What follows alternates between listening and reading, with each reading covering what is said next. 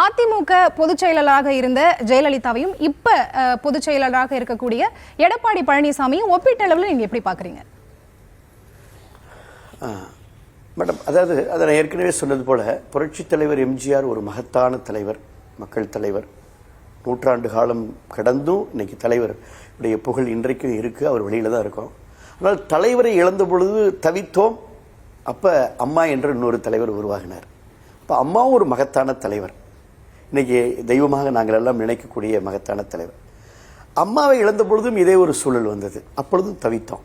ஆனால் அப்பொழுது அது இந்த எமர்ஜிங் ஃப்ரம் த பார்ட்டி என்று சொல்லக்கூடிய அளவுக்கு தொண்டர்களால் ஏற்றுக்கொள்ளப்பட்டு இன்றைக்கு எல்லோரும் விரும்புகின்ற அவருடைய வழியில ஒரு மகத்தான தலைவராக தான், ஒரு சாமானிய ஒரு கிளை செயலாளராக இருந்து இன்றைக்கு உயர்ந்திருக்கக்கூடிய தலைவராக தான், அதே பார்வையில் தான் நான் எடப்பாடியாரையும் நாங்கள் ஏற்றுக்கொண்டிருக்கின்றோம். அதே பார்வையில் தான் பார்க்கின்றோம்.